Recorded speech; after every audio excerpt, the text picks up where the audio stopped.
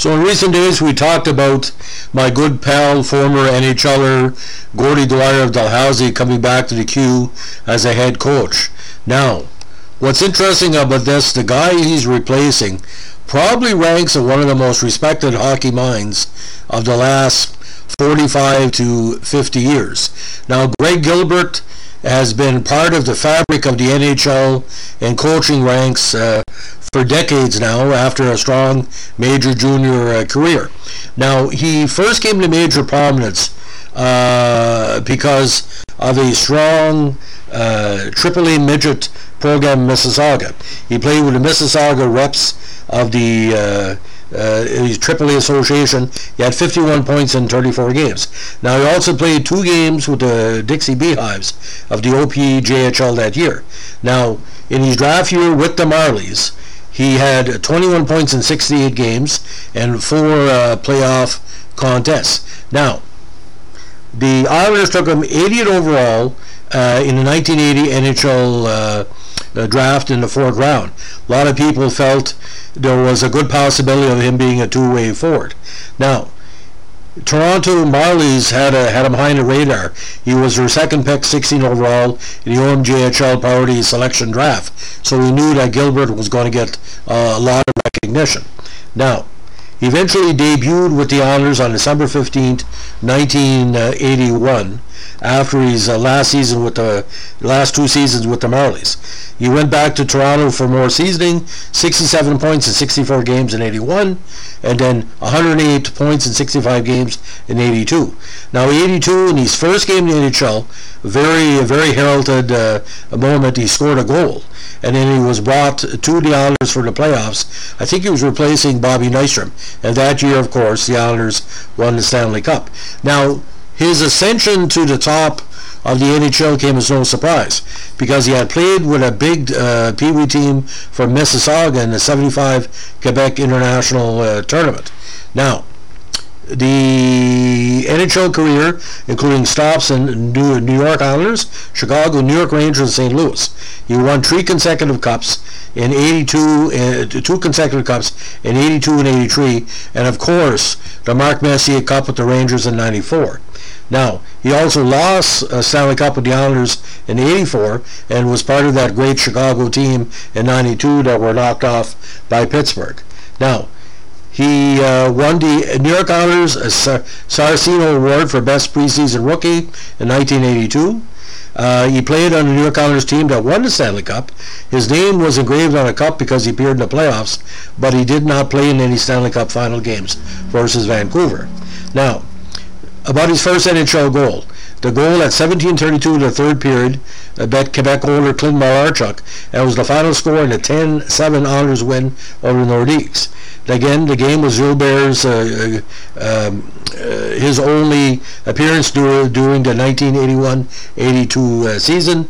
Gilbert also was recalled to the Islanders again, mostly to replace Bobby Nystrom, but they needed some strength again for the first and second round.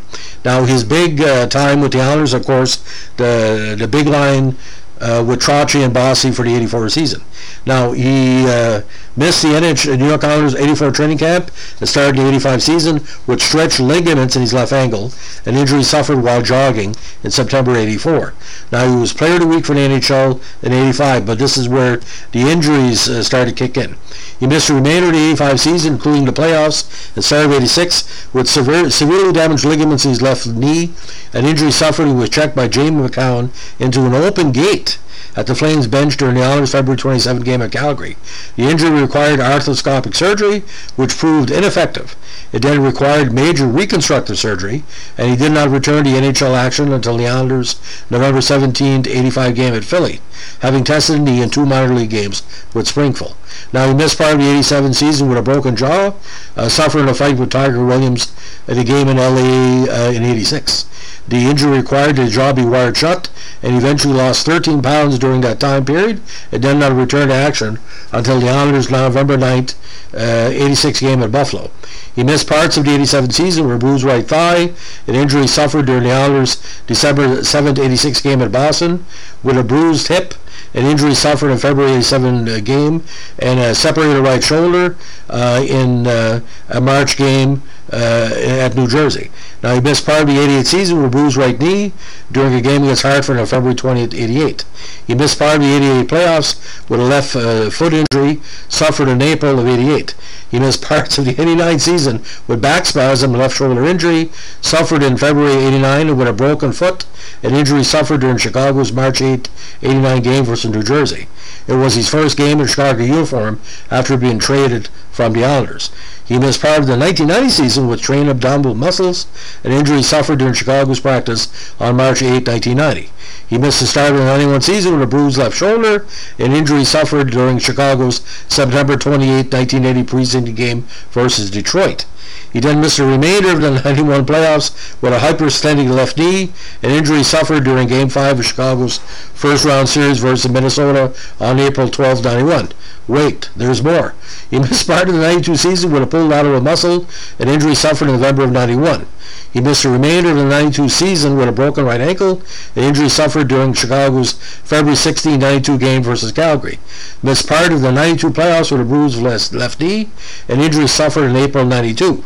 He was eventually suspended 3 off days without pay, $3,500, and fined $500 by the NHL for his role in a fight during Chicago's February 13, 93 game at Pittsburgh. Gilbert and assistant coach Paul Baxter were both on the bench, which joined a fight between Chris Chelios, Jeremy Roenick, and some Penguins players at the other end of the bench. Baxter was also suspended 4 games. The suspension was announced on February 26, 93. Wait, there's more. Missed part of the 93 season with the flu, contracted in March 93. Missed part of the 94 season with a sprained shoulder, an injury suffered during the Rangers' January 14 game versus Philly, and with a sprained right knee, an injury suffered during the Rangers game on January 25, 94 against San Jose. Now, he was eventually left unprotected by the New York Rangers for the first 1995 NHL waiver draft, and officially the waiver draft the lockout shortened 95 season, and eventually was claimed by St. Louis on January 18th. He scored a goal in his first game with St. Louis on January 20th that year at San Jose. Now, he missed part of the 95 season with a leg injury suffering during St. Louis March 12, 95 games against Detroit, and re-aggravated that during St. Louis's April 23, 95 game versus Chicago. He also missed parts of the 96 season with a strained back, an injury suffered during St. Louis's November 14, 95 game versus the Rangers. He did not return to action until St. Louis April 30, 96 game in Colorado, and then only because the Blues were facing so many other injuries. The back injury, one of the worst of his career, ultimately led to his retirement. Now, went into the coaching ranks, obviously being injured so often.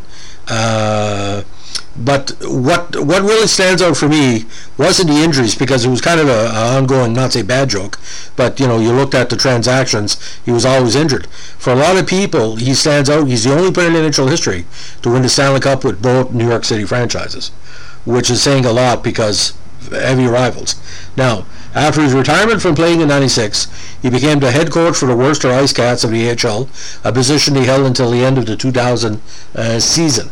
Now, he was the Sporting News Minor League Coach of the Year in 97 and won the AHL Peary Award for Worcester again in 97. Now, other awards as well. He was an All-Star third team in the OHL in 82 for Toronto. He also played 24 games for the Indy team that won the CHL regular season and playoff crowns, but was not with the team during the postseason. Now, he also coached after Worcester with Mississauga of the OHL on May 28, 2003. Now, he was also the OHL's top defensive forward selection by a panel of the league's coaches in 82. Now, we still don't understand why the Islanders traded Greg, maybe because the injuries were playing a factor. But as it stands right now, his head coaching over the last few years is still well respected. He was also head coach in the NHL for the Calgary Flames for a while. He was an assistant taking over for head coach Don Hay, who was fired in March 2001. He was also fired by the Flames in 2002 after starting the 0-3 season with a 6-13-3 record and losing, unfortunately, 11 of the previous 12 games. Now, like I said, in 2003, he became the head coach of the Ice Dogs of the OHL, where he was the lead man for 3 seasons before joining the Toronto Maple Leafs coaching staff as their head coach of the AHL affiliate, the Toronto Marlies, in 2006. On June 5th, 2009, he was relieved of his coaching duties as his contract was not renewed by the Maple Leafs. In Gilbert's third and final season with Marlies, the team went 39-29-5-7 in the regular season, and then went on to lose in 6 games to the Manitoba Moose in the North Division semifinal. On July 28, 2009, he was named the head coach of the Adirondack Phantoms, taking over for John Paddock. The Phantoms' 2-10-1 record to start the 2011 season resulted in him being fired on November 8, 2010. Now, on December 10, 2011, he was named the head coach of the OHL Saginaw Spirit, taking over for Todd Watson. On February 16, 2016, he was let go from Saginaw after an 8-game losing streak. He had an overall record with Spirit of 134-26 in the regular season and 7-18 in the playoffs. He then joined the Sports Network as an NHL analyst. However, in 2020, he returned to coaching as a head coach of the St. John Sea Dogs of the Quebec Major Junior Hockey League for the COVID-shortened 2020-21 season, but did not return to St. John for, again, 22, which is now being taken over by Gordy Dwyer. Now, final NHL totals: 837 games, 150 goals, 228 assists, 370 points, 576 minutes and penalties. In the playoffs, 133 games, 17 goals, 33 assists for 50 points. Now, if you look at these rough numbers, the 84 season really stands out on the big line. 66 points in 79 games, including 31 goals. And again, the rough series, losing Edmonton, where he had 12 points in 21 games. Now, injury-plagued seasons, never played more than 70 games in a season until he got away from the injuries. 87, he only had 51 games. 89, only had 59. Only 50 games in 92. Again, injury-riddled. But again, a good two-way player. But the only problem with Greg had is just that the amount of injuries, we never knew he was 100% or not.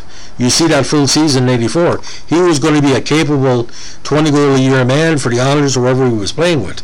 But it never, like I said, never worked out. 94 with the Rangers in a championship season, 15 points in 76 games. And with the Blackhawks in the 92 campaign, 12 points in 50 games. So again, multi-time Stanley Cup Finals, multi-time Stanley Cup champion. Again, he will stand out forever as the double-double, the 2 New York Stanley Cups. And I know for a fact, ladies and gentlemen, that the 94 Ranger team was not made by the strength of the farm system. It was made by trades. I think there was like 16 or 20 trades that really benefited that team. You had former Oilers, you had former LA Kings, former Chicago Blackhawks. I think Noonan was there and a few others. But the lineup was like a who's who of what the late 80s, early 90s were for hockey. And like I said, Mark Messier. Once you win a Stanley Cup, you really don't have to win another one, because it's New York. Once you win, you're there for life. But they had not won a Stanley Cup since 1940, coming close, of course, against Boston and Montreal in the previous years. So it was quite a breakthrough season, and Greg was a big part of that. Now, just a reminder to everybody, the Q has a tradition of hiring former NHLers to be head coach. So I'm not surprised Gordy, who played with Montreal, Tampa Bay, and of course the Rangers, taking somebody like Greg's place. But Greg was brought in. He's a good hockey mind. And again, you do the rough numbers. That's almost 50 years involved in hockey on every level. And let me tell you something. When he wasn't injured, pride of Mississauga, ladies and gentlemen. Mississauga makes tough players, and I know for a fact it was kind of a rolling kind of, how he's going to be injured this week. the majority of injuries he suffered, I think it was sports editor with Dalhousie News, and I would look for, you know how Hockey Night in Canada would say players not playing. Greg was usually not playing in the key games on Hockey Night in Canada because he got injured on Wednesday or Thursday. He couldn't make the trip to Montreal or Vancouver or Toronto or whatever Hockey Night in Canada was. And a hometown hero, he loved him in Mississauga. So if you want to talk to anybody who knows a lot about hockey, who's been through the wars, you know, you went from 80 a draft pick to, 3-time Stanley Cup winner. And, it's kind of bizarre, ladies and gentlemen. I would like to see him would have played more for Team Canada, because the type of play he had was probably more conducive to the bigger ice surfaces. So, anyway. So, ladies and gentlemen, we'll leave it at that. And just remember, he holds a distinction with Toe Blake, because Al McNeil succeeded him in Calgary, and Al McNeil succeeded Claude Ruel and Toe Blake in Montreal. So that's another connection, part of hockey history. And ladies and gentlemen, if you're not a fan of St. John Sea Dogs, I would say check them out. They're a very interesting squad. And head coach, again, on and off from 1997 to, again, 2021. And OHL, again, lost in the finals with Mississauga in 2004. And most of these teams, had some rough playoff runs. But Saginaw, like I said, Saginaw will always be a 500 team. And, we kept them consistent. But the Toronto Marlies, that big season in 2008 when he won 50 games, they were rocking, ladies and gentlemen. So that's the life and legend of Greg Gilbert. If you like what we're doing here, give us a like, comment, and subscribe. And again, check out the Sea Dogs for the 21-22 season. It's going to be interesting, because Harbor Station is a great barn, ladies and gentlemen. You'll enjoy Q hockey there. Have a good day. Bye.